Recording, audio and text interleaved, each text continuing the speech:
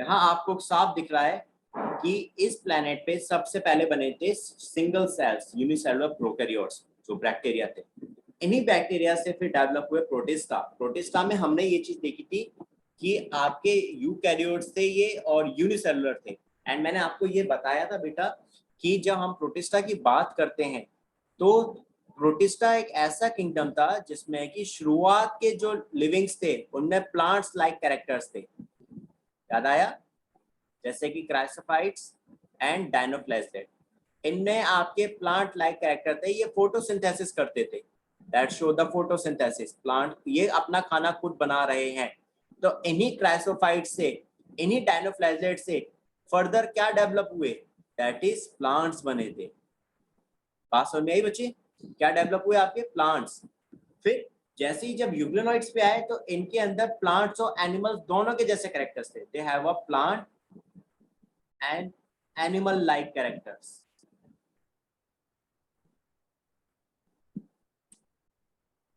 बात समझ में आई? इनमें प्लांट और एनिमल लाइक कैरेक्टर थे बच्चों। तो यूग्लिनोइड्स जो थे, यहां से हमें ये समझ में आया कि आपके फर्दर डेवलपमेंट जो था एनिमल्स का स्टार्ट हो गया। कि अब आपके एनिमल्स बनने शुरू हो गए। पहले प्लांट्स बने थे, फिर उसके बाद एनिमल्स बनने शुरू हुए यूग्लिनोइड्स से, यहाँ से आपके, जिनमें प्लांट्स और एनिमल जैसे कैरेक्टर्स थे। फिर स्लाइम मोड्स। स्लाइम मोड्स कैसे थे आपके? सारे सैप्रोफाइट्स थे। That is mode of nutrition कैसा था? सैप्रोफाइट्स। बोले तो इनसे क्या डेवलप हुए आगे चल के? फंजाई। और प्रोटोजोन्स जो थे इनका मोड ऑफ न्यूट्रिशन कैसा था बच्चों? होलोजोई। और ये चीज मैंने आपको बताई हुई थी कि इनको हम लोग प्रिमिटिव एनिमल्स मानते थे। मतलब कि एनिमल्स की शुरुआत जो हुई थी वो प्रोटोजोन से हुई।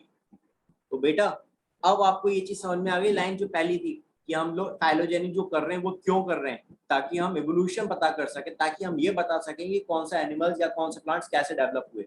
और ये सारी चीज, जो सारी स्टडी है, ये सारे जो रिलेशनशिप हम यहाँ देख रहे हैं वो किस बेस पे देख रहे हैं? On the basis of their evolution, on the basis of their DNA. अगर हमें डीएनए ही नहीं पता होगा तो हम एवोल्यूशन भी नहीं बता पाएंगे। बात समझ में आई चंदा बेटा? अगर मैं डीएनए को स्टडी नहीं कर पाऊंगा तो मैं ये नहीं बता सकता फिर कि किसी एनिमल का डेवलपमेंट किससे हुआ, कौन से एनिमल से डेवलप हुआ। बात समझ में आई बच्चे? अब अच्छे से ना? Yes sir. तो दैट इज आपका पहली लाइन का मतलब, these are based on evolutionary relationship among the organism. यानी यहाँ प्लांट्स के बारे में बात कर रहे थे, और प्लांट्स का जो डेवलपमेंट हुआ था वो आप जानते हो।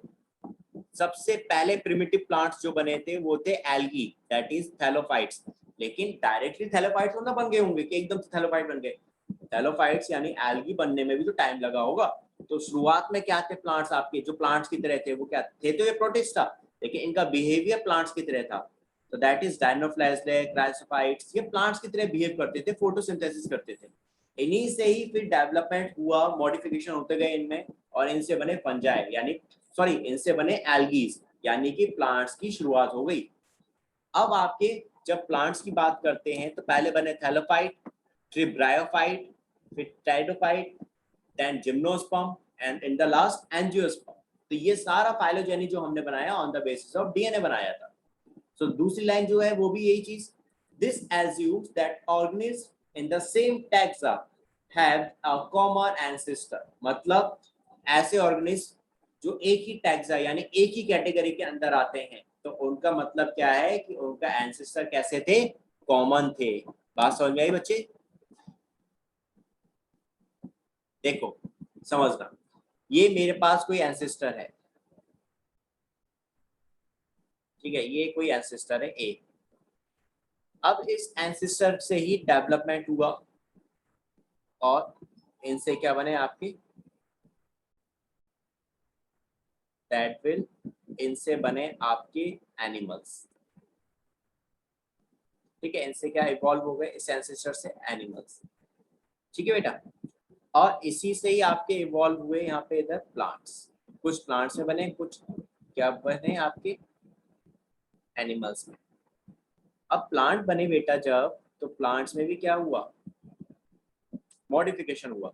इन्हीं प्लांट्स में शुरुआत से इनमें बने एल्गी, इन्हीं से बने फिर आपके दैट इज ब्रायोफाइट, फिर इन्हीं से बने आपके ब्रायोफाइटा के बाद टेरिडोफाइटा, और फिर इनसे बने जिम्नोस्पर्म, और इनसे बने एंजियोस्पर्म। राइट बच्चे, चंदा बेटा समझ लो। और इधर जो ये एनिमल इवॉल्व हुए थे, इनमें आपके फिर वही पहले आए इनवर्टिब्रेट्स, और इनसे फिर आगे डिवॉल्व हुए वर्टिब्रेट्स। ठीक है, और वर्टिब्रेट्स के अंदर आ गए हम परम। वर्टिब्रेट में क्या आते हैं? परम। परम बोले तो फिशेस यानी मछलियां, एम्फीबियंस जो पानी और जमीन दोनों जगह रह सकते हैं, देन इसके बाद रेप्टाइल्स, देन इसके बाद एवीज, एवीज बोले तो बर्ड्स, और लास्ट में बर्ड्स।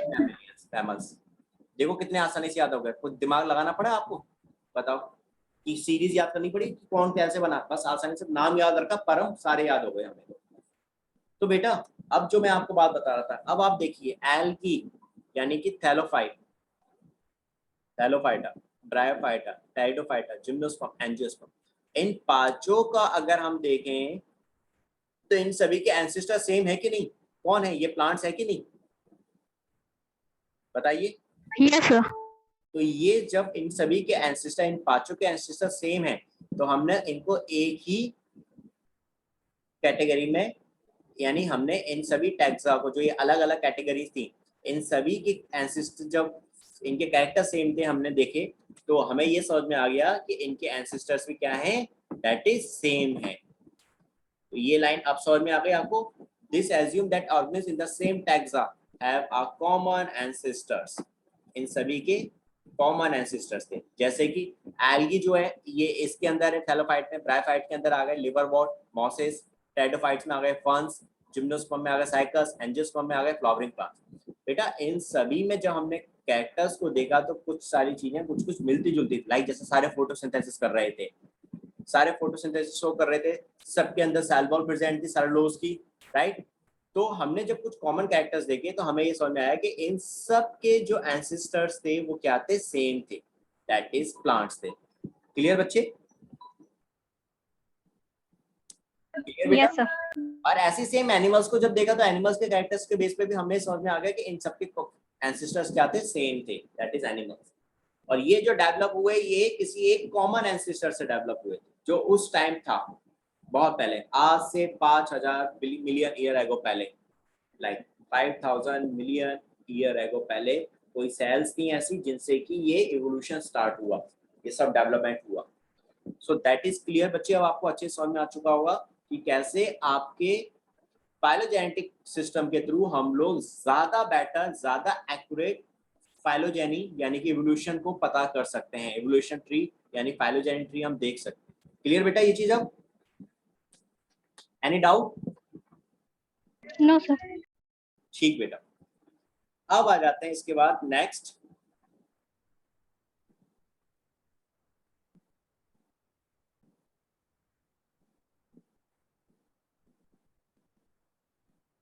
ये तो तीन मेन थे जो हमने देखे, आर्टिफिशियल सिस्टम था, नेचुरल सिस्टम था, और फाइलोजेनेटिक सिस्टम था। इसके अलावा भी दो तीन और हैं जिनके बारे में इंट्रोडक्शन आपको पता होना चाहिए, तो मैं उनको बता दे रहा हूँ, जैसे कि न्यूमेरिकल टैक्सोनॉमी।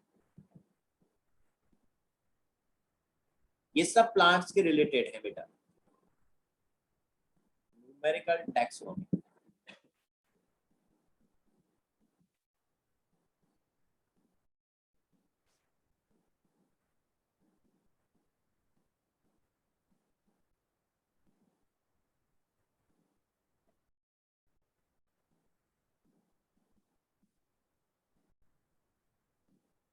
न्यूमेरिकल टैक्सोनॉमी में क्या है देखिए बच्चों, that is it is based on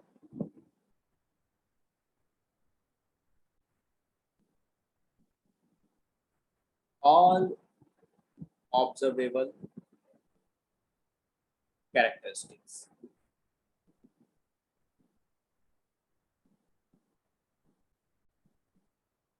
All observable characteristics. is carried out by using computers.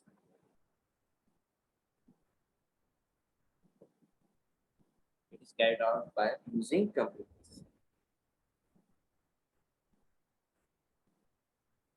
Number and codes are assigned to over. पहले लिख लेते हैं फिर हम समझते हैं.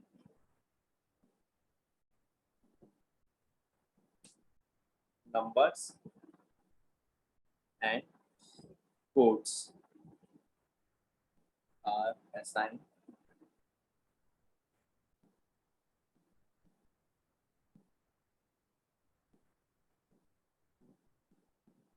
all the characters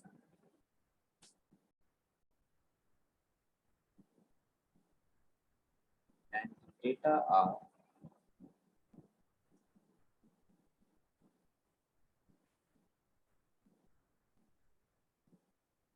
processed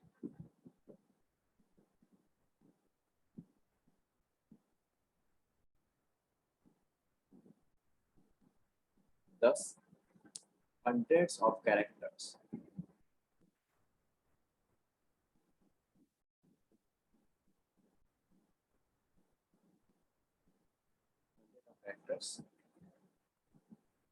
can be equally considered.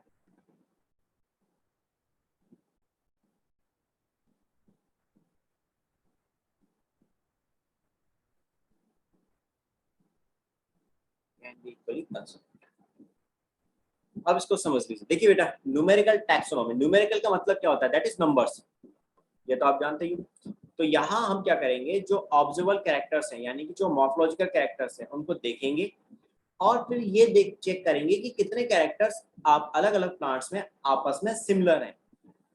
Then in सभी observable characters को जो हमने काउंट किए हैं, इन सभी को हम लोग डेटा के अंदर कंप्यूटर में फीड कर देंगे. एज अ डेटा कंप्यूटर में फीड कर देंगे. हमारे यहाँ कंप्यूटर यानी टेक्नोलॉजी का भी यूज हो रहा है. तो हम कंप्यूटर के अंदर हमारा एक एप्लीकेशन होता है, उसके अंदर हमने ये सारा डेटा डाल दिया कि कौन सी कैरेक्टर्स आपस में प्लांट्स में मिल रहे हैं और कौन से नहीं मिल रहे हैं. तो देन उसके बाद कंप्यूटर ऑटोमेटिकली सारा का सारा डेटा रेडी कर देगा. वो कैलकुलेशन खुद ही कर लेगा और ओवरऑल बता देगा लास्ट में कि कौन से प्लांट्स आपस में सिमिलर हैं और कौन से प्लांट्स आपस में सिमिलर नहीं है, कौन से क्लोजली रिलेटेड है, कौन से क्लोजली रिलेटेड नहीं है. इसको मैं थोड़ा और अच्छे से समझा रहा हूँ, ध्यान से देखना. लाइक जैसे कि हमारे पास ये डेटा है, इस तरह का हमने डेटा रेडी किया. हमारे पास कैरेक्टर्स थे जो हमने देखे और ये डेटा रेडी किया. यहाँ हमने टैक्सा रखा. टैक्सा का मतलब जो हमारे प्लांट्स हैं अलग अलग. जैसे कोई प्लांट है ए, बी, सी और डी. ठीक है बेटा. अब मैंने क्या किया, यहाँ पे इनके कैरेक्टर्स को देखना शुरू किया. लाइक मेरे पास कैरेक्टर्स थे, मेरे देखे जो कैरेक्टर्स थे 1 2 3 4 5 6, ये मेरे कैरेक्टर्स है ऑब्जर्वर कोई भी. तो मैंने देखा कि पहला कैरेक्टर जो है वो सभी प्लांट्स में प्रेजेंट है, तो प्लस प्लस प्लस. दूसरा कैरेक्टर जो है वो देखा वो भी सभी में प्लांट प्रेजेंट है, तो दैट इज ऑल्सो सभी में था. देन तीसरा देखा तो हमें 2 प्लांट्स में तो दिखाई दिया, 2 प्लांट में दिखाई नहीं दिया तीसरा कैरेक्टर. इसी तरह फोर्थ कैरेक्टर देखा तो एक प्लांट में दिखाई दिया, एक में बी में दिखाई नहीं दिया, सी में दिखाई दिया और डी में दिखाई नहीं दिया. देन इसके बाद फिफ्थ कैरेक्टर देखा तो केवल एक प्लांट में नजर आया, बाकी किसी में भी नजर नहीं आया. ऐसे लास्ट प्लांट को देखा, इसमें कैरेक्टर्स को देखे हमने, तो यहाँ हमें क्या नजर आया, सभी में प्रेजेंट था ये कैरेक्टर. ये आपके प्लांट हैं, plant A B C D, ये सारे प्लांट थे और ये कैरेक्टर्स थे जो आपने रखे यहाँ पे. अब आपने जब कैरेक्टर्स यानी जो आप देख सकते थे मॉर्फोलॉजिकल कैरेक्टर्स, उन मॉर्फोलॉजिकल कैरेक्टर्स के बेस पे एक डेटा रेडी किया, कौन से कैरेक्टर किस प्लांट में प्रेजेंट थे और किस में नहीं थे. अब आपने ये सिस्टम पूरा डेटा आपने अपने क्या करा, कंप्यूटर में अपलोड कर दिया. अब कंप्यूटर में क्या करेगा उसके बाद बेटा, क्या रिजल्ट देगा, वो इस पूरे डेटा को कैलकुलेट करेगा और कैलकुलेट करके क्या करा, सपोज करो यहाँ कितने थे 1 2 3 4 5 6, 6 कैरेक्टर तो सभी में जो प्रेजेंट थे, ठीक है, 1 2 3 4 1 2 3 4 1 2 3।